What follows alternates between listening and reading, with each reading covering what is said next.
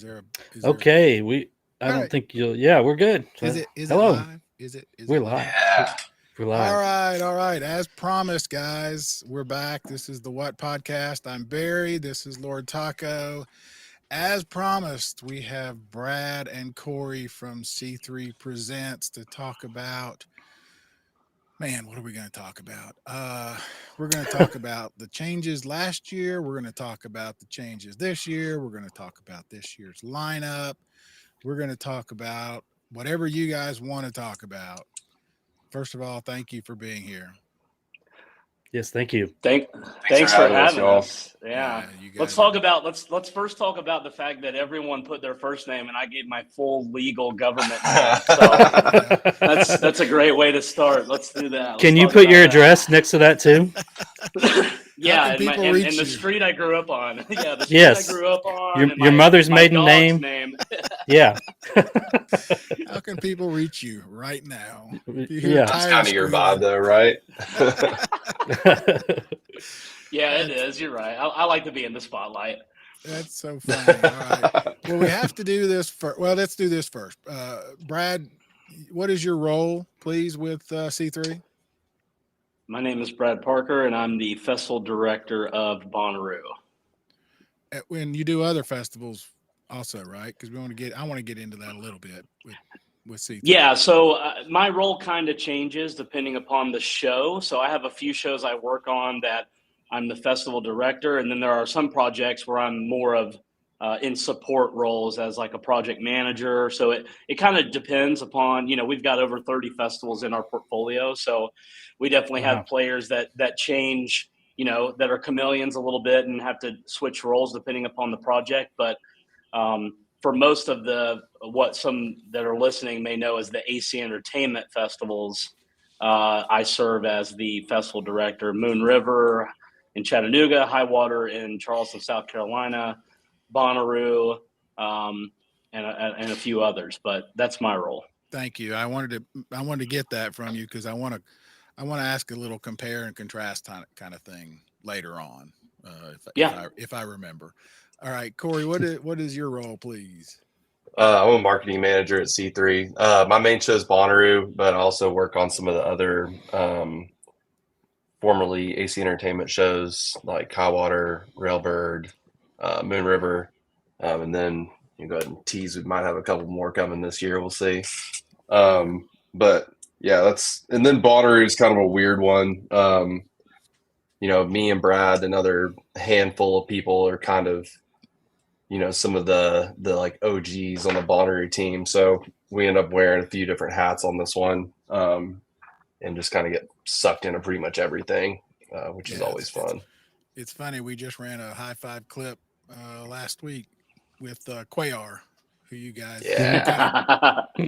who kind of was doing your jobs before, and that was the Yep. clip was, if you come up with the idea, it's yours. You own it. So he wore all kinds of Oh hats. yeah. So that's why I wanted to get that. So for everybody else is new, I'm Barry. Again, that's Lord Taco. We started this Bonnaroo related podcast in 2018.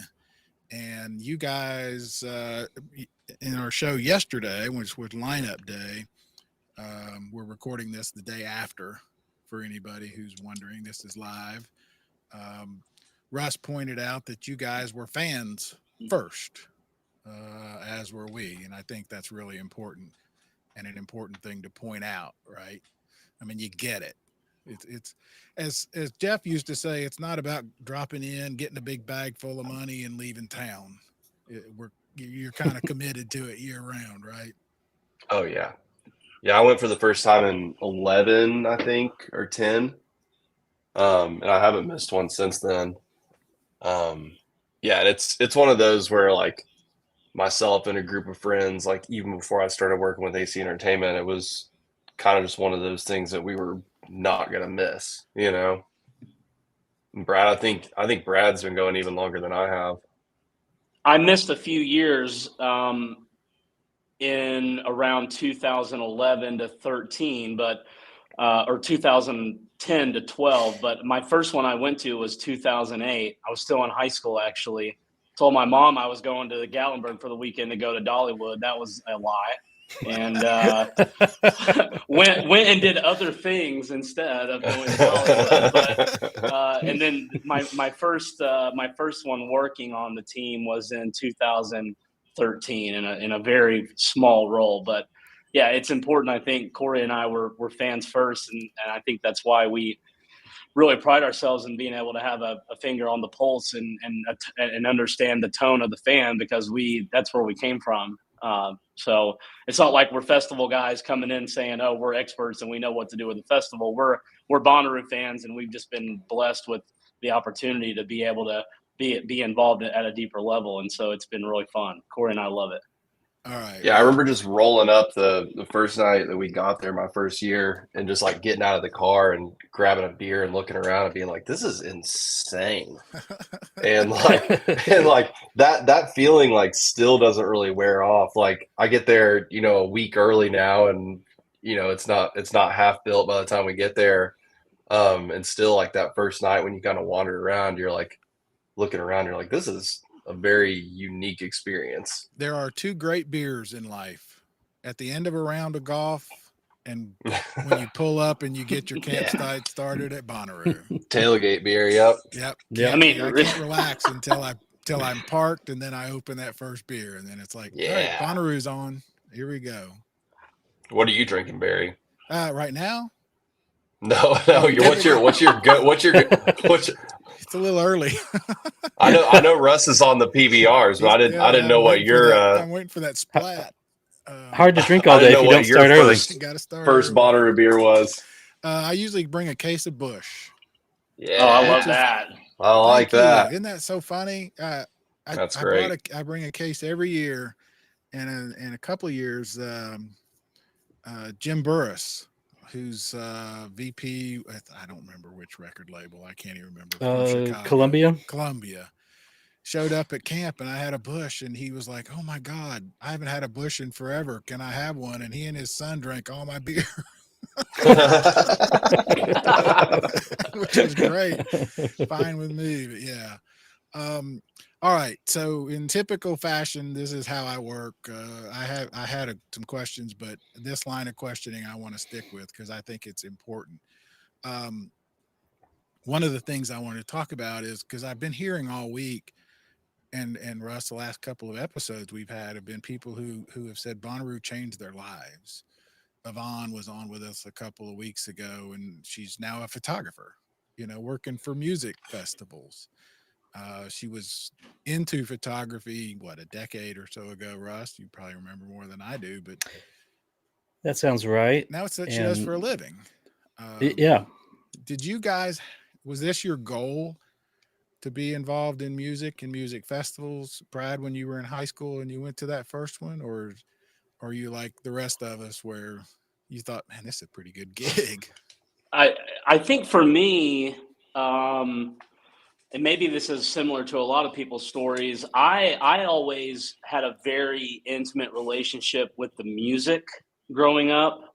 It was always like my free therapist. I didn't have anytime I was either sad or mad or angry or whatever feeling I had, there was a record or a song that I went to, and that really helped me channel or focus on the energy and the emotion. And so I was really attached to the music, and I never thought that it was something that could be a job. I thought you had to be the guy behind the mic, or you had to be the drummer or whatever to be able to work in music. And it took me a little bit of time to figure that out. I mostly was in love with being in a space where that music became a physical, tangible thing, which was at live shows. And then I think it was sometime in college, close to the end of college, Ashley Capps came and spoke at a class I was in at UT in Knoxville. Oh, wow. Ashley Capps, for people listening, is the AC and AC Entertainment co-founder along with Superfly of Bonnaroo. Just sorry to interrupt, but just to bring everybody up to speed. Yep. So he came and spoke at a class when I was in college, and that kind of put AC on my radar, and got connected with that organization and ended up starting working there part-time in 2013 and then full-time in beginning of 2015 or into 2014. And then I just been, pretty much in it with Cory that entire time through, iterations of the company via acquisitions and things like that. But it's been the same people in the same room and the same festival for all I care to mention it since that time. So it's been fun. Your story is very similar to my daughter Grace, who you knew. She worked there at AC. Same thing. High school, fell in love, got an internship at AC Entertainment. Did 4 years of working with James Chenault there, the Volunteers, and then got married and is doing much better because she figured out there's nobody getting rich but AC. But anyway, Cory, what's your story? Yeah, and we love Grace. It was a blast working with her and getting to know her. So I always sang and played music and stuff growing up, especially in like middle school and high school. And I was kind of like desperate in high school to find a way to get involved in music because I felt like there probably wasn't really a way to easily, perform or play unless I got really, really good. And I didn't really want to teach. So I found out about music business programs at Belmont and MTSU. And I found out pretty quickly that I was way too poor to go to Belmont.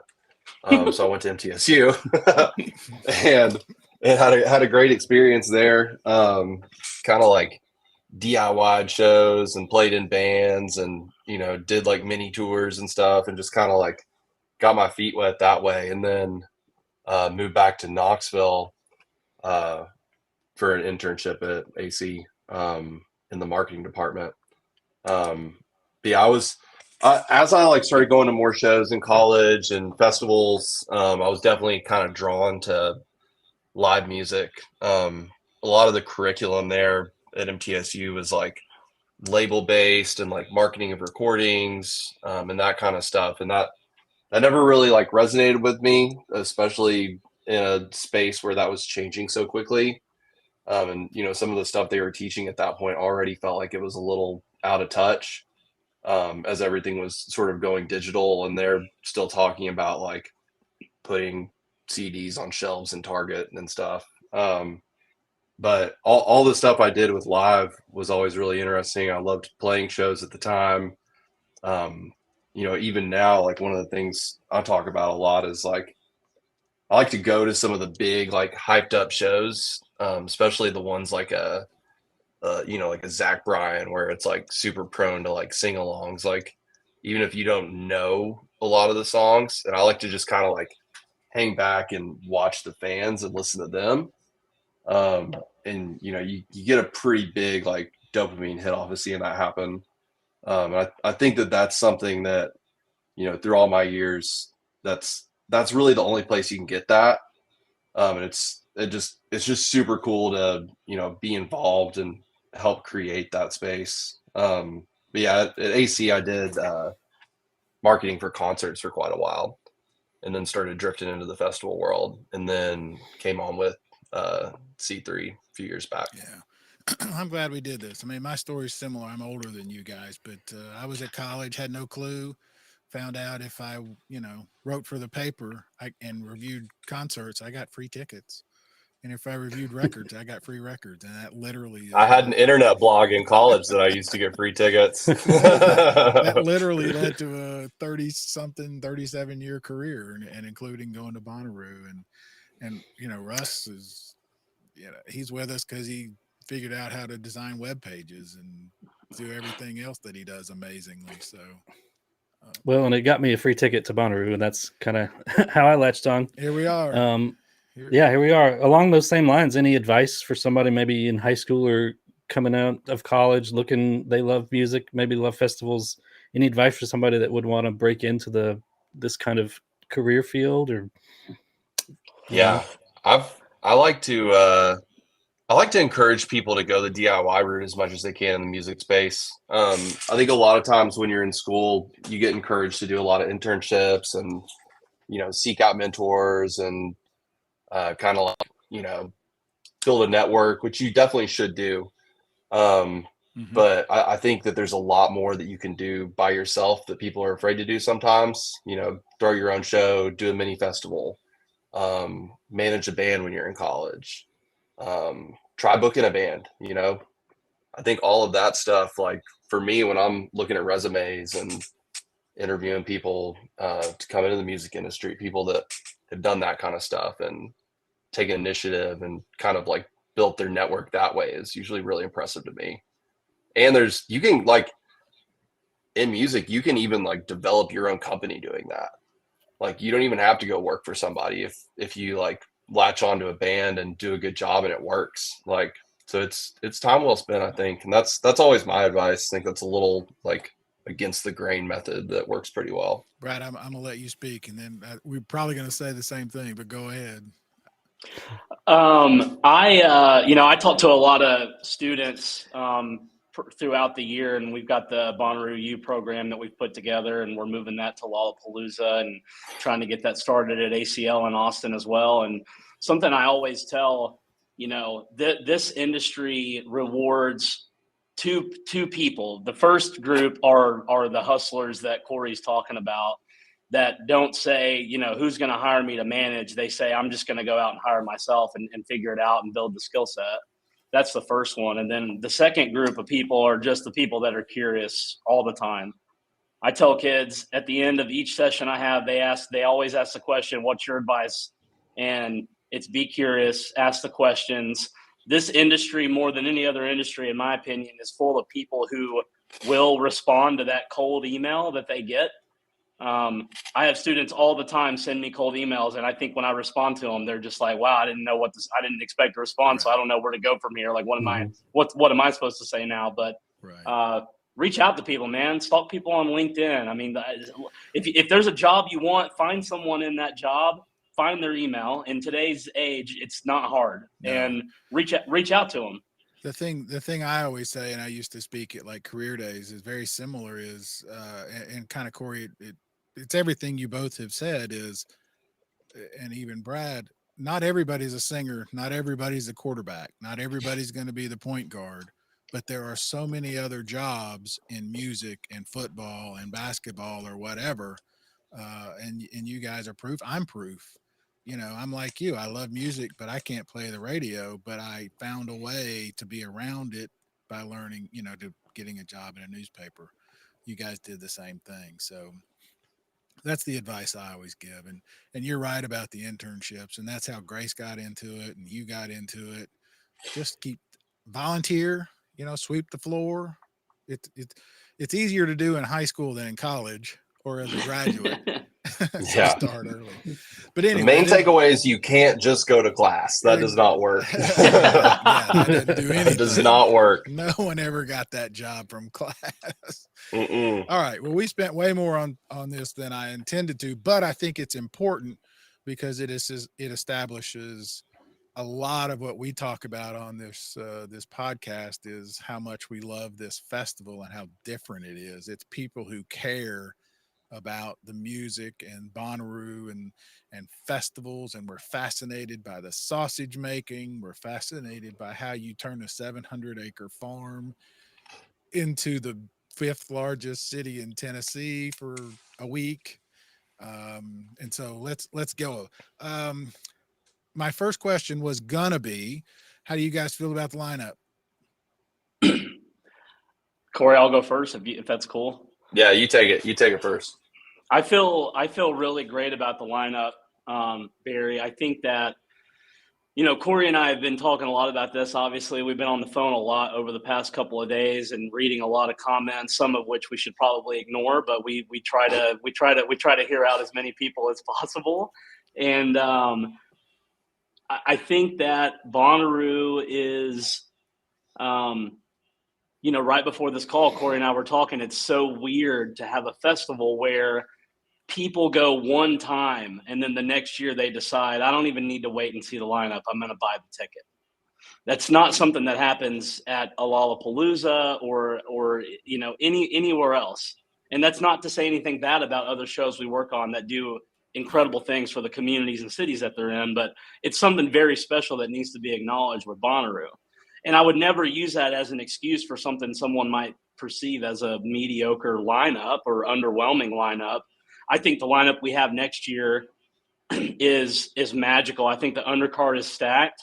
I think we've got two very heavy hitting headliners in Post Malone and Red Hot Chili Peppers, and I think that Fred again is the future of the headlining space for the space that we're in with Bonnaroo, and people are going to see that as more European festivals announce their lineups for this summer, and our job is to be forward thinking and see what's next and not what's just right now. And I think that time to time we have to be the tastemaker. People trust us to be the tastemaker, so let us be the tastemaker. And so that's kind of my thoughts on next year. I think there's a lot of very Bonnaroo bookings on the undercard this year with Sean Paul and Guar and all of these things that are little golden gems that you're not going to find at other festivals, that are only going to be unique to mixing in. I don't know anywhere else you're going to see Megan Thee Stallion and Guar on the same lineup. It probably doesn't. It doesn't exist. I mean, it doesn't exist. That's what I said to somebody. Asked me what I think, and I said I'm never going to see John Baptiste anywhere else but this festival. And not just because of who I am. So yeah. Go ahead, Cory. This lineup's the most unique one that I think we've done in a while. It's like it's had the widest like age and demographic range of my friends who are reaching out to me saying they like it. Like I've got friends in their early 20s hitting me up loving this lineup. I've got buddies in their 40s hitting me up loving this lineup. I think it's really got something for everybody, and I think it appeals well to like the nerdy music lover and the person going to experience the general festivities of Bonnaroo alike. I think that opening the main stage on Thursday is going to be insane. I don't think people are ready for that. I'm so excited about that. That's going to be a one-of-a-kind experience. Pretty Lights' team's already hitting us with some crazy ideas for some stuff they can do to take that show to the next level. It is just going to be nuts. And then, I know we've got, like Brad said, we've been reading the comments. We always do. And this one's definitely it's a lot more of like this is the best lineup I've ever seen right next to this lineup's garbage. There's a lot more of that than last year. It definitely seems like it's a little more polarizing. And I know some people feel like that Sunday spot is maybe supposed to be reserved for a legacy act. And it has been in the past. But I think we all just want to say, like, trust us. The Fred show is uplifting and magical, and he's pulling out all the stops for Bonnaroo, and people are going to walk away from that field on Sunday night feeling awesome. And I'm just so excited for everyone to see that. It's going to be incredible. So, and if you didn't catch it, it's the only festival in the United States that he's going to play next year. Oh, nice. Didn't know that. He's headlining a bunch of European festivals, and he's headlining Bonnaroo. Nice. For all to go back to your Pretty Lights point, and folks, if you're listening, pace yourself. That's good advice. Yeah. Pretty Lights on. It's really good advice. Man, that's a dangerous thing, because that Thursday is wide open anyway. So listen to our. It's a good point. Episodes. Yeah. Opening up Thursday, the wet stage is going to be, it's going to make for a long marathon. So pace yourself is good advice. Real quick, Russ, because you had a day to sleep on it. And Cory, you said polarizing, and it's I didn't think of it this way, but I've been reading the post too. It's either love it or hate it. There's not a lot of middle with this one, is there? Yeah. It's kind of weird. No, not that I've seen. Yeah, that's weird. All right. Anything else, Russ, you want to talk about this year's lineup before we sort of move? Yeah. What do you guys think? Oh, same. I listened to y'all's podcast yesterday, but it seemed like you guys were still a little bit undecided at that point. Well, yeah, we had just gotten it literally minutes before we hit record, so you really got our first impressions. Yeah, we've had about a day or two to sleep on it, and it is good. I think you know that 2020 lineup that never happened is kind of like where everybody wants to compare it to, and of course, Yeah. nothing is ever going to compare to that. But yeah, I think the more I dig into it and look underneath the big names, there's a lot on there that I am excited about, and yeah, there's stuff on every day. I mean, every day is pretty much stacked for me. Yeah, I think it's really solid. And I said so yesterday. I think the things I've heard are sort of headliners. Maybe not last year or certainly not 2020. I'm a Chili Peppers fan from the beginning. Mhm. I saw him when Hello was still alive. I mean, that's how far I Yeah. go back. Um, you know, so I get that, but when you started digging in, the Krungbins, the John Baptiste, the Maggie Rogers, it's really good. And and two things: you want to be entertained all day, each day, or at least have some options. You know what I mean? You don't want one day to just so overwhelm and the other two are not very good. You want to be entertained the whole time. And Brad, trust us. That's what I keep hearing from, which raises other points. The veterans, the people who have been, no, it's more than the lineup. It's about the camping. It's about the experience. It's about trusting you guys to know how to build lanes, put together a lineup. It's not about just seeing one favorite act. It's about the whole weekend, um, and that's what I'm hearing from people. The other thing is, oh man, they were just here. What? And I was going to ask you. That's one of my questions. What's the percentage now of like new ticket buyers? Because that's something people forget. Like veterans like us, It's the majority. it is the majority. So Wow. majority of It's people over have half. not seen. It's well over half, I'll say. Yeah. So the majority of people have not seen Post Malone Hmm. on the farm or the Chili Peppers on the farm or Dude, and Chili Peppers, like, yeah, they played 17. A bunch of us got the opportunity to see them at other festivals or shows last year, and they sound yeah, amazing with Frusciante. yeah, Yeah, And worth we noting. They've have to have never, that on the farm.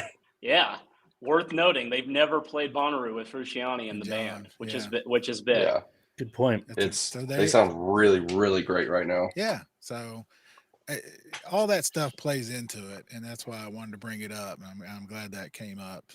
And even if it is, it's not the same band. Like so I heard somebody saying Post Malone's not the same guy he was a few years ago. No artist is. So I always take that into consideration. So and I wrote down. You said forward thinking, Brad. That's uh, Yeah, that's so weird because people can be that way. I know so many people want to hear their favorite band like they heard them. We lost Cory. There. Want to hear their There he favorite is. band like they remember them in the 70s or the 80s. That's not what you guys are about. And that's what I've always loved. I don't want to hear a classic rock band doing, you know, their hits. I don't mind hearing a classic rock band, but I want to hear yeah. a progression. So, And I think the key to that, Barry, and I was talking to Cory about this earlier, is that if you look back, if you talk to OG Bonnaroo fans right now and say, give me your top 5 Bonnaroo years by lineup, and you pull those years out and you look at those years in the context of the year that they happened, we were on the front edge of a lot of those right, artists. And right. you don't think It's a about good that point. now. You look and you go, oh, Kanye West or whoever is on the 4th line or 3rd line of this festival. That's a bad example. I don't know why he was the first one that came to mind. But my point being, the best Bonnaroo years were ones where we were really saying, trust us. We want to be the tastemaker. We know where this industry is going. We know what's hot, and we want you to be the first. We want to be the first to show it to you. Well, And it's easy to forget that when you're looking at a lineup from 10 years ago and going, oh, yeah, obviously this was a good year because yeah. all of these are Grammy winners, but they weren't Grammy winners when they were on the stage. Now, I did a radio interview. They wanted me to call in and talk about Bonnaroo, and they were talking about this exact same thing. And I was like, the thing that Bonnaroo has created, and I went to the first one in '02, started going in '07. And when we talked to Danny Clinch, a couple of weeks ago, we talked about this because he's a huge fan as well. Bonnaroo changed the landscape because before it came on, it was a lot of arena rock acts and rap, which was two different things. But the arena shows were just so cookie cutter. It didn't matter if it was country or pop or whatever. You knew at the end of third songs they were going to say hello, you know, Cleveland or whatever. And then they were going to introduce the band at the end of five, and then it was going to be over in 87 minutes. Didn't matter what it was. And it became real. And the other thing is they did away with festival seating. So everybody had to sit in their assigned seat. There was no more going towards the front of the stage. It was just really dull. So Bonnaroo changed that, but it also changed this idea, and this is my main point, is it made it so that you wanted to discover the band that you'd never heard of. My favorite T-shirt I've ever seen there was some kid wearing a shirt that said my favorite band doesn't exist yet, and I thought that sums up Cool. that sums up Bonnaroo.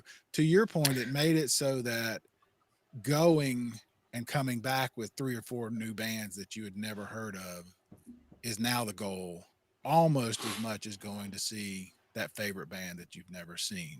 Right? I mean, do you guys? Yeah, that's my response. When people say, "Oh, I've never heard of these names on here," I'm like, "Well, what a great opportunity! You know, you can go and come back with a new favorite artist. You might, find out." So, definitely I not. think this is a good bad time. thing.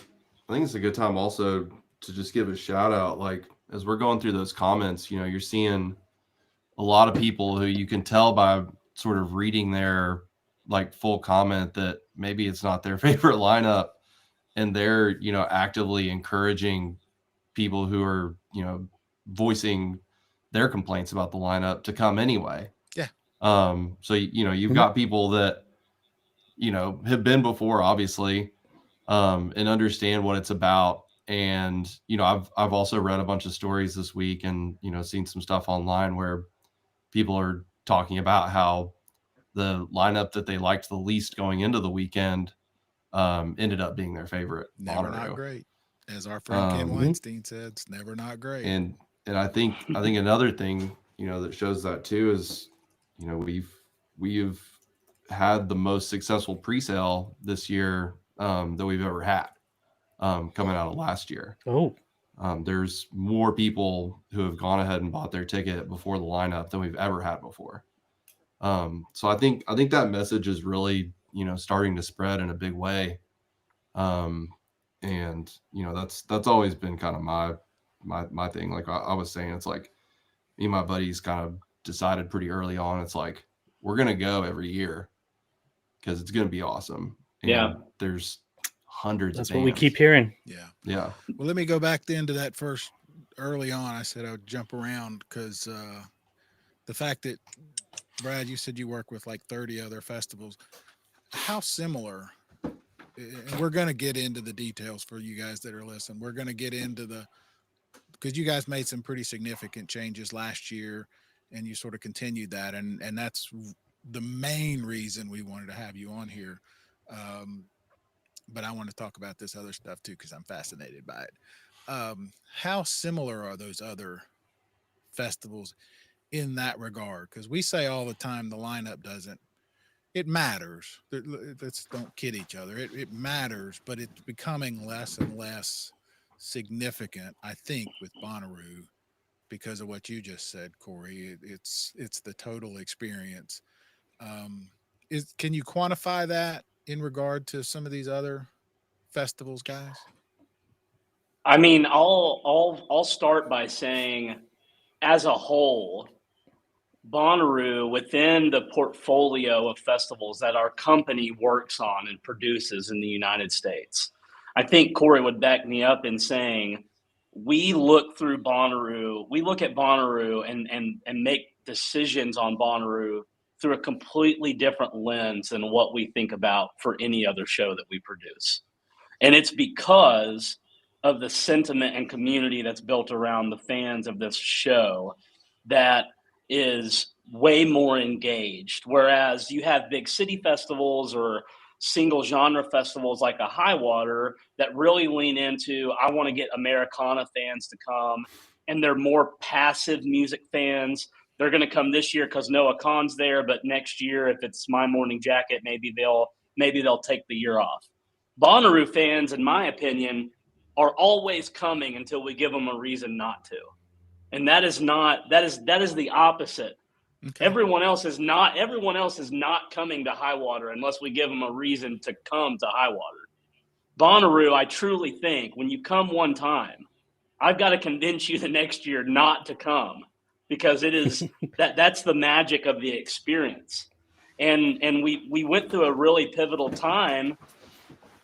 This is something I've spent a lot of time thinking about, and I've told Cory my thoughts on this, and there's no way to prove it. But, I think the pandemic, I think 2020, 2021 really masked a time that naturally we were having a paradigm shift in the fan base of this festival. And we were going to have to deal with that either way. And we kind of got distracted by COVID and the cancellations and the hurricane and all of that. But, we were at a pivotal point where the people that came in 05 and 06 and they saw Dave and they saw Widespread and they had this festival change their life. This is no longer something that easily fits in their life anymore. And we've now got to pivot to who is that new fan? The guy that was coming to see Widespread in 2006, what is that fan today? Is it the kid that's 18 that's coming to see Fred again? Is that who that is? And how are we catering to that? And so I'm kind of rambling a little bit, but no, man, you're nailing it. Please don't stop, because it's just such a special thing, man. It's the coolest thing I've ever been able to work on and associate myself with, and it's unlike anything else we work. And I'll let Cory talk now. I want to preempt, because I want to comment on that. You talk about COVID and the hurricane, but also that was right smack in the middle of the big shift between AC and Superfly and Live Nation C3, right? So as a fan, it felt like, man, this thing is going really, really corporate. And then it felt like people like you two stepped back in and said, don't mess with my festival. Dude, the C3 team also is the best group to do this show. That is not a corporate situation over there. That is a bunch of music lovers with big ideas, just like AC. They just got more festivals. It's but super. Am I cool. wrong? And that's the way I felt. Yeah. I think there's a perception of anytime Live Nation's name is brought up, that is the perception, right? Fair. They're the Death Star. They're the big 100%. I agree. That's fair. Oh yeah, and they're the Comcast. Yeah, but it's important. It's really important, and I can't stress this enough.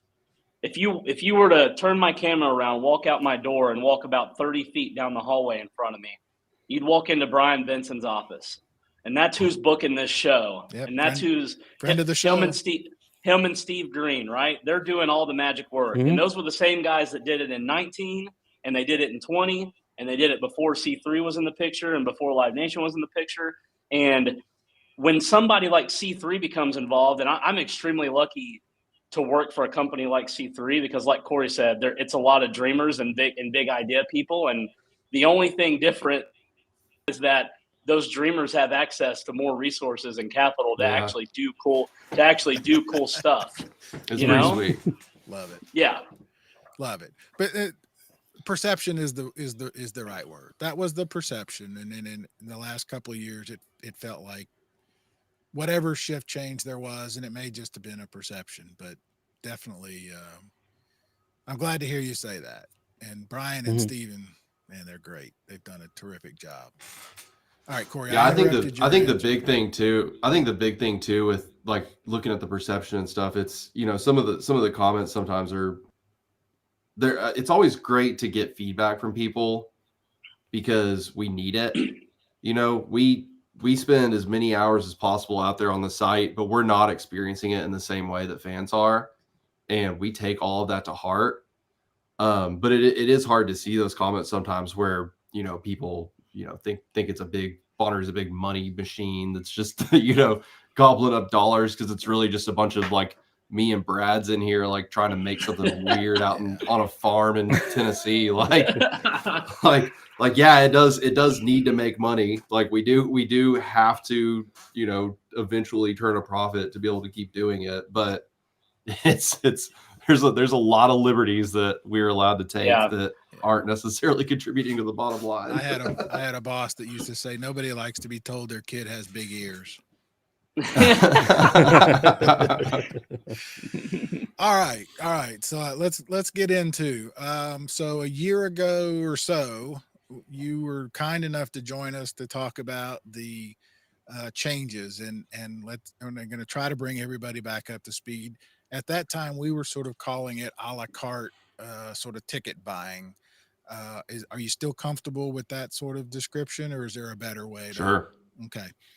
So for people again catching up, that was, you decided to break up how you bought your tickets. You could buy a general admission ticket to get into Bonnaroo, which would allow you to see all the main shows and do most of the things, but you could also upgrade your camping experience, right? If you wanted an air-conditioned tent or yurt, you could upgrade and get that. What are some of the other major things? I mean, it would really, you could tailor your own experience the way you wanted to do it, right? You can buy whatever Bonnaroo ticket you want and pair that with whatever kind of camping you want. There's no kind of packages that you had to sort through. Just you want this in Bonnaroo, you want this in Outeroo. It went great. We ended up selling basically every single elevated camping option that was available last year. And then, we're sort of tasked with finding a way to grow that program this year. I think a lot of that makes it easier for people to travel by plane, or, carpool from longer distances without having to bring a ton of gear. And I think just like, if you're maybe in your 40s or something and want to go see the show, and like me, I'm not gonna, crash on somebody's floor anymore. Like I'm going to need a bed. I'm going to need some air conditioning at night. I'm going to need to get a good night's sleep, or I'm going to be in rough shape. And so I think it's kind of helped people be able to plug into that and make the experience, the camping experience, a little more comfortable. And then, if you just want to go into Bonnaroo and just experience it from the crowd in the back, wherever, sit under a tree, listen to some tunes, like you can still do it that way. And then we had a lot of people that they don't really care about where they camp. They just want somewhere to sleep. They just want to get close, they just want to get close, or they want to have somewhere in Bonnaroo where they can go kick back, because they're planning on being in there for 18 hours and seeing 35 bands in a day. So it's just really let fans sort of like completely customize their experience based on how they interact with the festival. And it's honestly just really silly that we didn't do it earlier, in my opinion. Well, I was going to ask that. Was it a scary thing? Because it was a pretty big break, not just for you guys, but for the industry. I mean, I'm assuming there's probably some others that were toying with some. I know, like, Disney, you can kind of tailor things around, but for festivals, it was a pretty big break, right? And I know, and I want to ask you about what the reaction was. Some people see those numbers, the dollars signs, and we talked about this on the show. I think some people forget people have money. Some people don't mind spending a little bit more for air conditioning or a nice bed, right? And they can afford it. So it's not like everybody's trying to think of how they can get by on the cheapest. They want comfort, right? And I mean, how much did that play into the decision? And that's probably 3 or 4 questions thrown at y'all at once, but I'll let you answer. I think the key came down to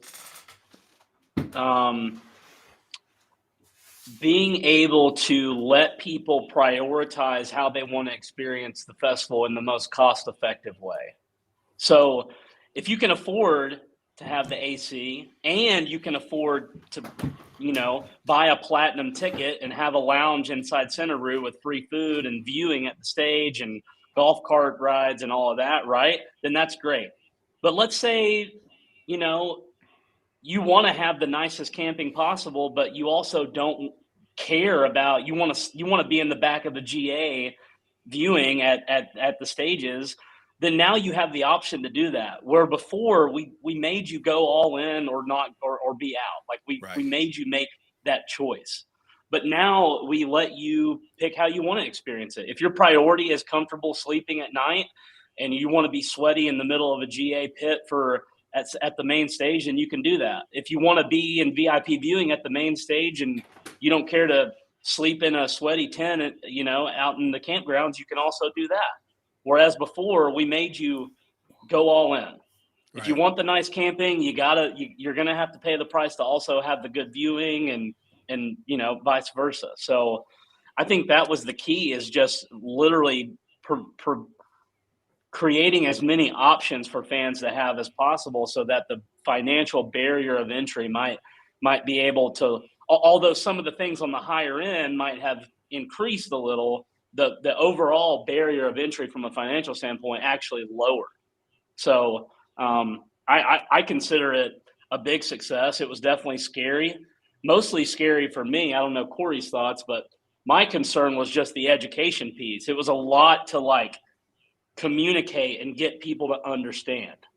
It wasn't that I ever thought people would be against the idea. I just thought it was going to be really tough to really explain to them what we're doing and why we're doing it. Yeah, it was new. But But Cory and the marketing team, though, I mean, they're the best in the biz, and they knocked it out of the park with that piece. Well, I think at the end of the day, too, it allowed us to create, that map interface on the website now that works better than anything we've ever had. Like, the only way we've had to present this information in the past is just like a list. You just go on there and it's a long list with a bunch of things that are named that you don't understand. And you literally have to go through and read each one of them to see exactly what you're getting. And there's all these contingencies about which kind of ticket you have to be able to do this, etc. And if you go on other camping festivals websites, you'll find the same thing. It's really confusing to see exactly what you need to bring your car to this place and go see music. And I think last year it was a really exhausting, heavy lift process to, change something that's been working a certain way for 20 years. But I'm really, really glad we did it. And we haven't really got any negative feedback. Really, we haven't gotten anything except positive feedback from fans. I know there's some people that, are really content with how the old VIP system functioned. They liked having that campground over there and stuff. And that's a bummer, Yeah. I hate that people lost that. But I do think as you evolve and change, there are compromises that have to be made, and there just wasn't any other way around it. You either have to stay coupled or decouple. And what was your biggest positive surprise, and what were the biggest sort of complaints or negatives or challenges or whatever that you heard about that? I think a lot of people didn't realize how noisy it was going to be over next to Where in the Woods. Oh yeah. So the kind of first couple rows of some of those up close camping maybe were a little louder than folks expected. So I think a little more messaging about bring your earplugs probably be good on our part. You might see me out there Thursday passing something out, maybe. Well, we were next to Calliope for a couple of years. So yeah. I was back there too. That was wild. Those Sunday mornings, it's time to get up or don't go to sleep. That was pretty relentless. Yep. Yeah, but that's all right. But yeah, everything else was positive. I can't think of a whole lot. Actually, last year, we do a bunch of surveying, and whether it's feedback on what people want from the lineup next year, or what facilities, we got some information last year about maybe there weren't enough restrooms in this part of the campgrounds or not, and we'll be able to address that this year, stuff like that. But overall, the scores that we got coming out of Bonnaroo last year were much higher than what we're used to. Some of the best scores we've ever had when you looked at a consensus of everybody that filled out those surveys. So it just told us that, what we're doing is right. We're headed in the right direction. All these upgrades to the farm are getting noticed and making people's experience there easier, more comfortable. And it's making it easier for people to come back year after year. So we're proud of that. I'm super proud of the production team and Brad and, Shelby and everybody out there who are working tirelessly to make that happen and ultimately make my job easier. Yeah, it was really, really positive coming out of last year. I'm going to come back to some of that, but it just occurred to me, how did the early entry work? Because that's a huge change. And I know why. You guys, for people, first-time listeners, the entry traffic has been an issue since the very, very first one, when traffic lined up for miles and miles and miles on I-24. And so you've always been trying to figure out a way to get people in quicker, off the street, so to speak, and into their campsite. And so you went to it started, you could get in Thursday midnight, and then it was Wednesday during the day. And then this year you asked people to pick a day, whether Tuesday or Wednesday or Thursday. So kind of an early, which for people, and again, we love the logistics. That means you guys have to deal with thousands of people on Tuesday and Wednesday when music doesn't even start till Thursday. So you've got bathroom, you've got food, you've got volunteers, you've got staffing. How did that go for you guys? I mean, listen, what we do in Manchester from an operational and traffic perspective is nothing short of miraculous. I think that people really, really don't understand. I mean, think about this. Think anyone out there listening that grew up in a small hometown. Think about if we parked the Super Bowl close to your local Walmart. We've got 30,000 cars that come into the festival in a matter of about 48 to 72 hours. 30,000 cars. That's more than an NFL game, right? And if you've been to Bonnaroo, we don't have mega highways flowing into this thing, right? We've got 2-lane roads.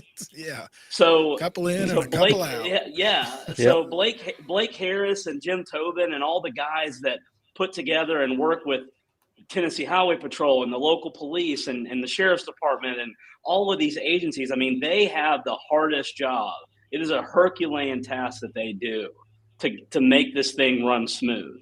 And when you look at what the early entry has done for us, we talked about this, I think, before.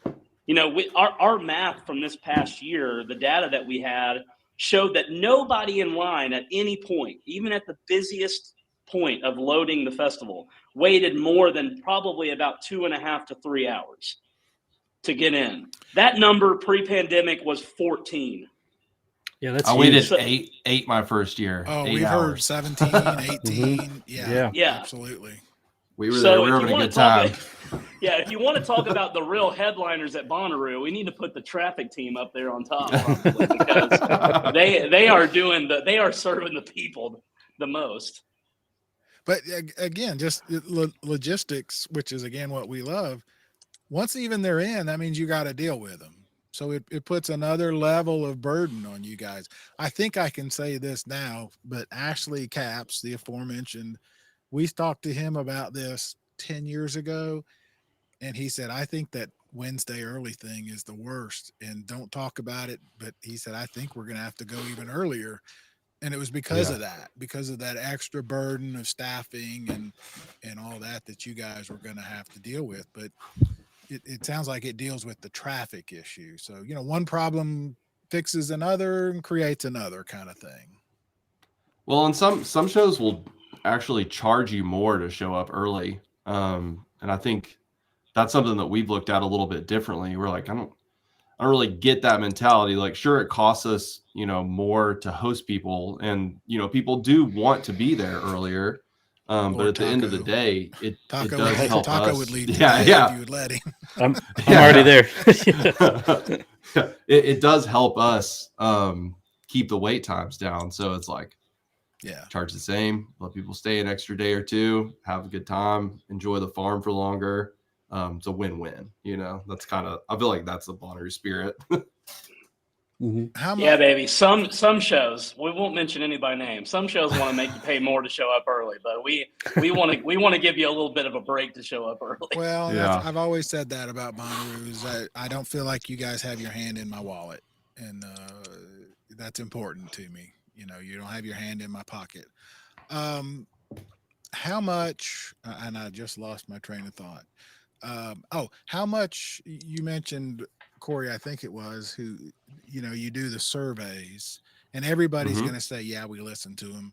But how much does that, well, let me put it this way. The other thing that I've always appreciated about you guys is it always is sort of felt like always, if somebody has a good idea, you're willing to listen. Our friend, Yeah. I Am Bonnaroo, David Bruce, Oh yeah. the photographer.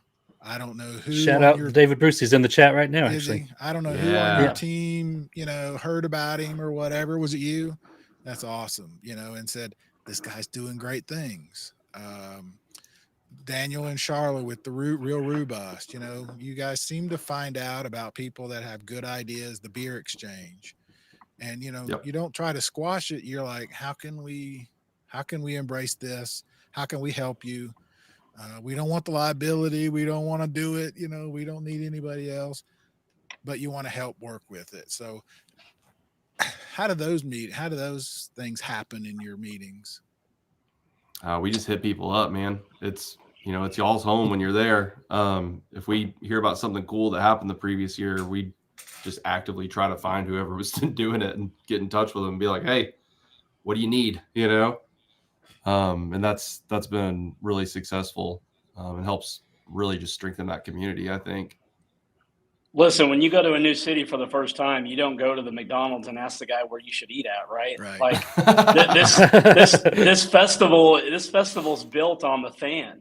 And as much as I appreciate you all giving us a pat for reaching out and getting people like Bruce and others involved, like it also takes a lot off of mine and Cory's plate. Well, that's what I've always said. It's free programming. It's free programming for you guys. So yeah. let's be honest about it. And it's organic. Right. It's 100% organic, right? Which is what Bonnaroo is all about. Yeah. That's what we've always enjoyed. Yeah, it's the music and arts festival, and it really helps strengthen that and arts part of it. Not everything is lineup and headline related. Yeah, absolutely. Very true. Russ, you mentioned David's list. Are there any questions? I'm not seeing them on my screen, but maybe you're getting anybody making comments that we do have a few comments and questions. We had a lot of people say that they appreciated the lower entry times, getting in a lot quicker, especially RVs. As far as questions go, we've got a couple about the screens over on the this and that tents. That's a good one. They seemed to be missing this past year. Bradley, where you at on it, brother? Here's what I will make. Here's what I will say to that, and then we'll move on to the next question. Trust us. We hear you loud and clear from last Horton year. Here's a who, huh? You heard? Yeah. We hear you loud and clear from last year, and we are already working on it. So just trust us. Heard chef. All right. Good to hear. Yeah. What is there another one, Russ? Let's see, video screens, and then any time frame on We're in the Woods announcements and anything else to add to the lineup. When can we expect that? I would look for that probably late Feb, early March. And don't hold me to those dates because that is not booked yet. Yeah. But I will also say, drop a little inside info here that we saw what people were asking for on Reddit and Instagram yesterday when it comes to the EDM lineup. And we're definitely putting some priority into the bass side of things as we're wrapping up that We're in the Woods lineup. So good to know. No promises because it always depends on availability and who's willing to do it and everything. But we definitely saw that in the feedback, and we're working on it. So. All right. Nice. And then I'm curious too. This the Mars Volta, they jumped out at me. Do we know if that's going to be like a late night set? The schedule is still being put together. This is a little bit of insider baseball, but you all may or may not know this. But when we first reach out to book an artist, the option is that we're saying, "Hey, can you play Friday or Saturday?" And then sometime before the lineup, we finally get the day nailed down. And then it takes us a little bit more time to get the actual slot nailed down. So the schedule, 100 plus acts, it takes a lot of pieces on the board to be shuffled around. So I don't really know where that one's going to land, but it's going to be a good time regardless. That's all I can say. That's in my top 5 for sure. Well, and we've talked to Brian and Steven about those conflicts, so that gets into that as well. So they try very hard, but as they've told us, they might think band A and band D don't conflict, but the four of us might be, how can you put those two on so things like that happen. We need a dang panel of people to figure that out, probably. You'd never get it right. Yeah. How can you put Korn and John Batiste at the same time? Don't you know that Korn and John Batiste fans have a very Those are my two favorites of all time. And they probably do. Yeah. What are you thinking? How much change is there? Okay, so we had the change last year with the a la carte. How much has it changed this year? Do you guys? You mean as far as are you talking about things that are going to be changing on site, or just big picture? Big picture. Does it fit? 2022 to 23 felt like a big change with the a la carte. How big is that change feel this year from last year?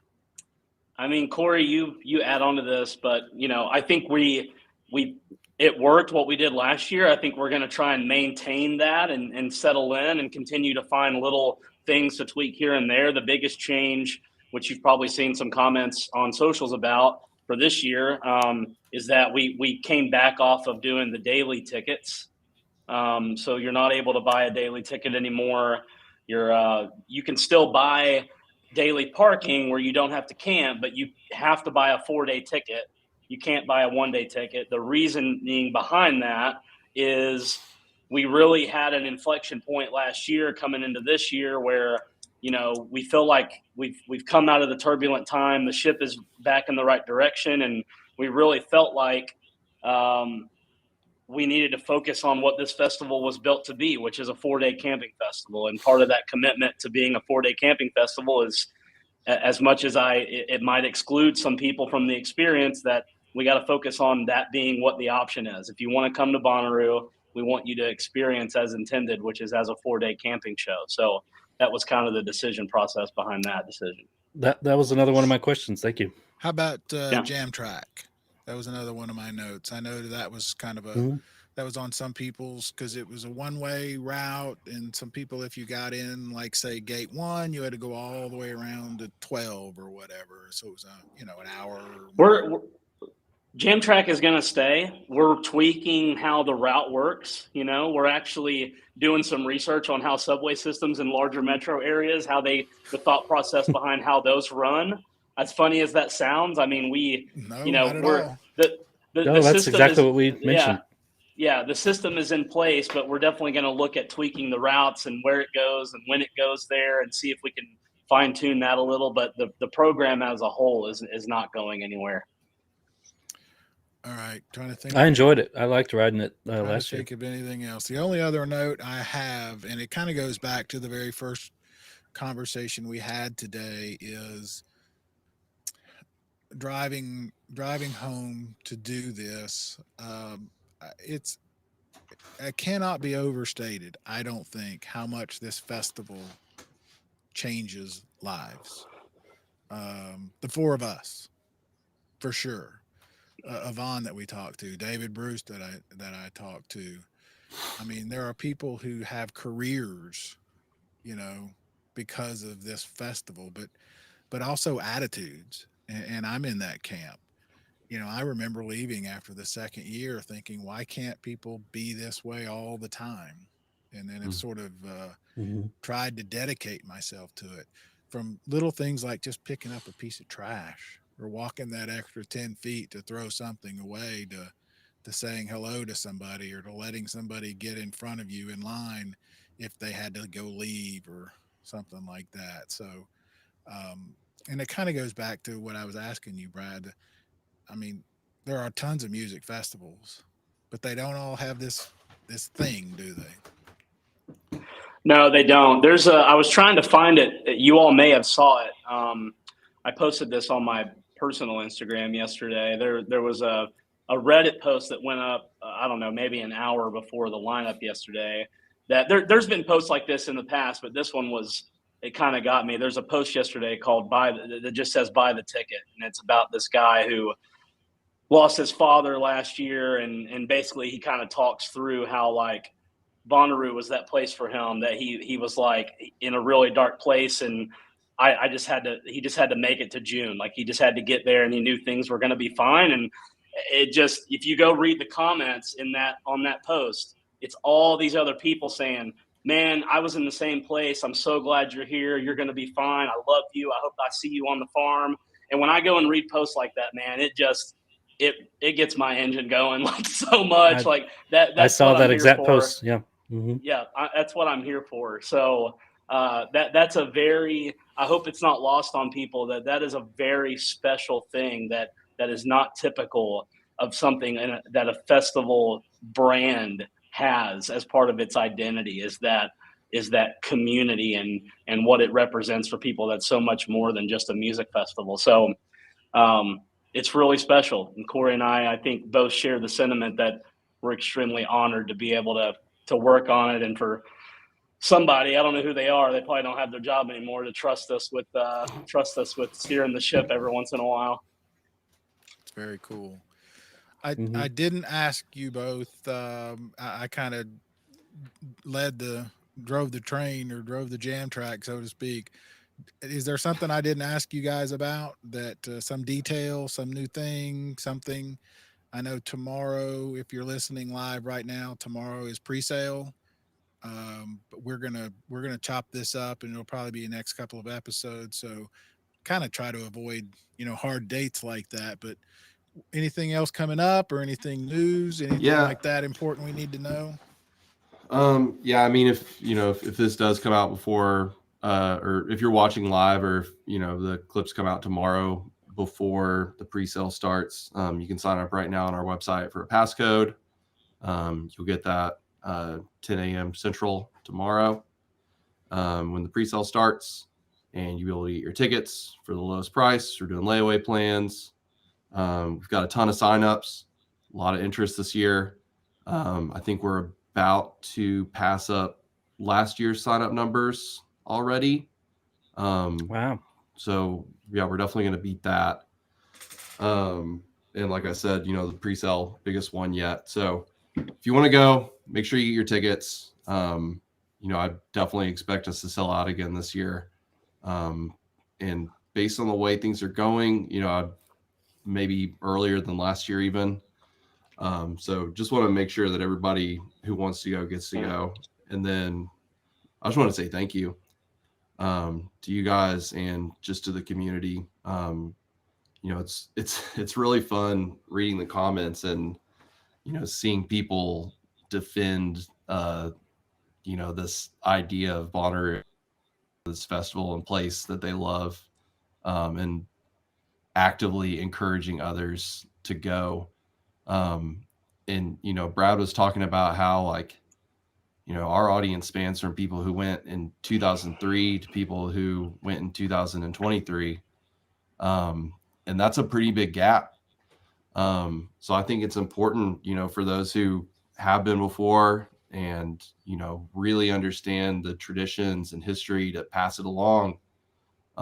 Make friends with someone who's going for the first or second time, who doesn't know the ropes, help people out, give someone some tips along the way, teach them some of the traditions, and just try to, keep it going as long as we can. It's a really special place, and it's a really, really interesting, unique thing. So yeah, just wanted to throw out a nice thank you to everybody who's participated in that over the last 20 years and loves this thing as much as we do. Because it is, it is along really those special. lines, I'd be remiss if I didn't mention Daniel and Charlotte again with the Real Rubus and the Totem program that they have started, that I know you guys are involved with as well as I am, to help do what exactly you just said, to help groom the next generation and to pass on this information. And and help ease people in. I know the ultimate goal is to make it international, which is a bold goal, but and we'll be going on and chatting with them tomorrow night. yeah, cool. Yep. Yeah. Very cool. I think my parting shot is also thank you, but I also had put some thought into picking 4 performances out this year that I think I want to put on everybody's radar. Yeah. So I got I was one going to get to that. Yeah. Yeah, I got one from each day. I'm just going to go by day here. Thursday. I want to do this too. Also. Yeah. So Thursday for the rock fans, I'm going to say you got to check out Michigander. Great guy. Actually lives in Nashville, from Michigan, obviously. Yeah. So that's my Thursday pick. My Friday pick, I got to shout out TV Girl. They've been getting a lot of heat right now. That's going to be a really great show. Saturday, before you get ready for the Red Hot Chili Peppers, you got to go see Ethel Cain. Really transformative performance, I think, that you'll see if you go check that out.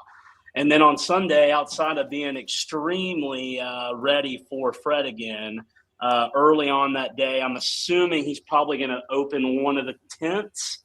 Don't know the schedule yet, but Jake Wesley Rogers. You're going to want to check him out. I'd honestly say he's got a little bit of he does it all. Piano, everything. He's really inspired by people like Elton John, if that helps give you a little bit of direction on what he's inspired by and what he might sound like. So those are my 4 shout outs at the moment for sets over the weekend that you don't want to miss. Awesome. Cory? Good. Yeah. Sorry, Russ.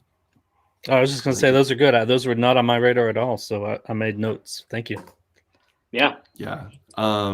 So I, all that said about how we've changed a lot since 2003, I am kind of the resident jam head. I've got 2 framed No Freeze McGee posters over there on the wall for anyone interested. So I will say Thursday, go to Eggy.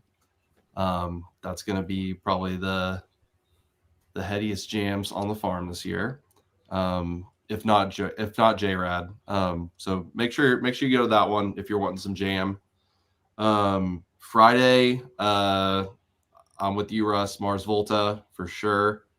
They're one of my favorites. Just some intense prog experimental. But then also I'm super psyched for Thundercat. I've never seen him. And then Saturday, I was gonna say Ethel Cain too, actually. She's like my new obsession. So good, so spooky vibes. But also Parcels. I think that's gonna end up being one of the shows of the weekend. And then Sunday, I was gonna say Fred. I saw like 10 minutes of his show at Lala. And I was at a terrible spot and could barely see, could barely hear, and I still got sucked in. So I'm super excited to see that at Bonnaroo because it's going to be such a special, unique show. But also Charles Wesley Godwin. Saw him at Railbird this past year, and it was high energy, intense country music, and it was awesome. Boy, I'm psyched about it. So Nice. Yeah. All right, Russ, do the same. One each night. Yeah. Let's go. Yeah, day by day. Let's see. I'm gonna go Gore on Thursday. Yeah. That's probably my pick. Yeah. It's Friday. Probably either Kurungman is definitely on my list or J-Rad. Crazy Elephant for Saturday, and let's see. Of course, back the Mars Volta, like you mentioned, went back the other day. Where Jason Isbell's on my list for Friday or Sunday. Who else we got? Yeah, I think and John Baptiste, of course, like we mentioned before. Yeah. Ours is very. Where else are you going to see John Baptiste and Gore on the same? Exactly. Yeah. Ours is very similar. I'm going to go Gore on Thursday, Krungbin Friday. I'm going to do a walk by Maggie Rogers just because my daughter is such a huge fan. Maggie's one of the few that Grace will travel to go see and has done it a couple of times. So I'm gonna see what She's got some deep Bonnaroo ties too. If you go on her Instagram, she posted a really cool post yesterday, talking about some of her memories. She cool. did a live, that little voiceover type thing is cool. John Baptiste. Where else am I gonna see him? Like you just said, Jason. I've seen Fred again. I have not. Kind of looking forward to the Megan Thee Stallion kind of thing. Yeah, Barry, let's go. All right. yeah, let's go. I love it. That's so fun for people again who don't understand, and it's kind of we're preaching to the converted here, I assume, if they're listening. But where else do you get to see that kind of variety all in one place, right? You know. All right.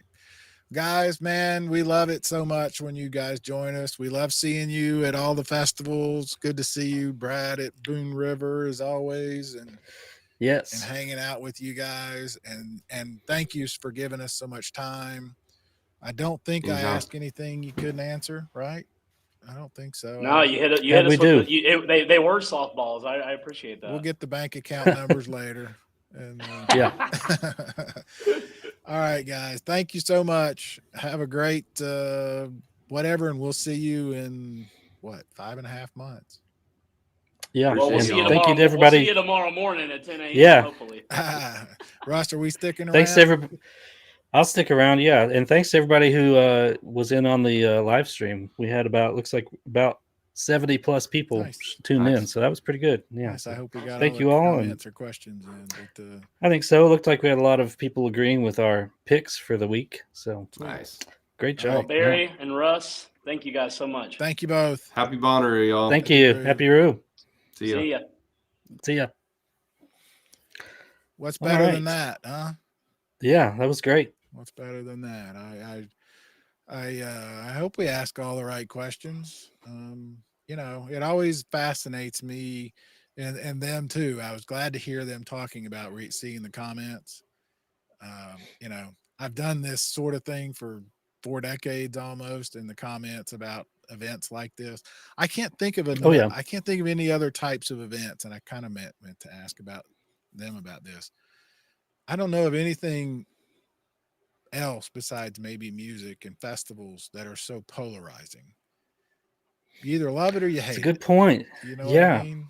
And it's and the comments are so often so ignorant. I love the I've never been, I'm never going, it sucks. Those are my favorites. Just kind of see a lot of that. It's just good to know they don't, work inside a vacuum. They do read comments and they do get feedback and they adjust and they, kind of go with the flow on it. So I think we've said that, and it was interesting to hear them talking about the Live Nation C3 thing and the fact that Brian and Steven, who we know and have been on the show and have nothing but respect for, they live and breathe this stuff. It stings. It's got to sting when they get criticism. And oh yeah, like you said, nobody likes to hear their kid has big ears. So they treat this as their own flesh and blood almost. Right. So yeah, they definitely take it personal.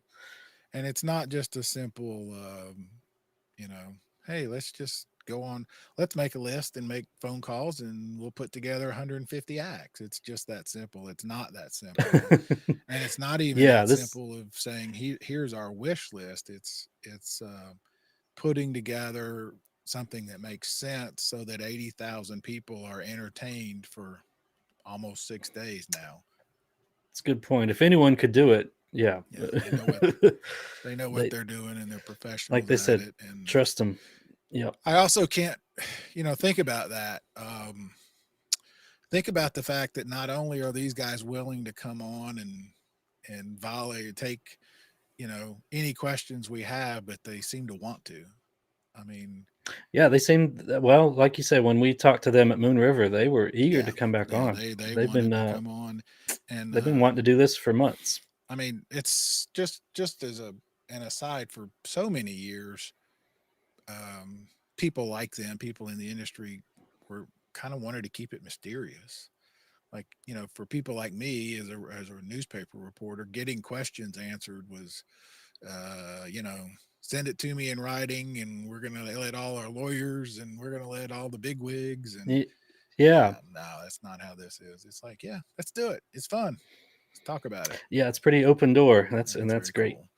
All right. Well, I can't think of anything else. This will probably, I don't know Yeah, we'll if go we're ahead going and to get 1 or 2 episodes out of this, but we'll see how it goes. Also, like they said, they're going to be on the Real Robust podcast next. I think they're recording tomorrow. So, right. And that episode will come out in the next few weeks too. I know the Ruham guys, Parker's been telling me they're ramping back up. So, yep, I started listening to their episode today. They do their have reactions. It up. Good. They do have it up. I've got that to look forward to. So, yeah.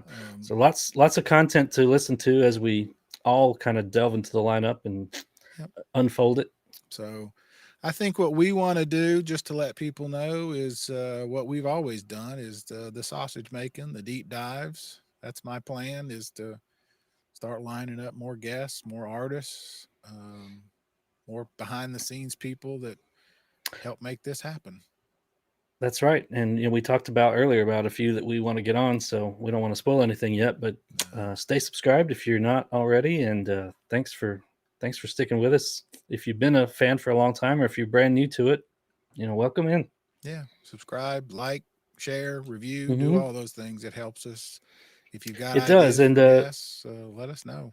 Yeah, send us your ideas too. And if you know somebody that maybe is going to Bonnaroo for the first time, send them a link to this show. Just it helps us to spread it to a wider audience, especially people that are new to it. Yep. And thanks to the Consequence Network for having us and letting us be a part of it. We're looking forward to seeing how that partnership can improve and grow this coming year. Yeah. So, all right, Russ, Lord Taco, as he's better known. He is an actual Lord, by the way, if you're new to the show. I am. Thanks to Brad. He's got paperwork to prove it. I got papers. He's got papers. All right. Yeah. Love you. Thanks. Love you too. See you guys. See you all later. Hour and a half. Yeah. Okay. Yeah. Not bad. Get 2 out of that. Might as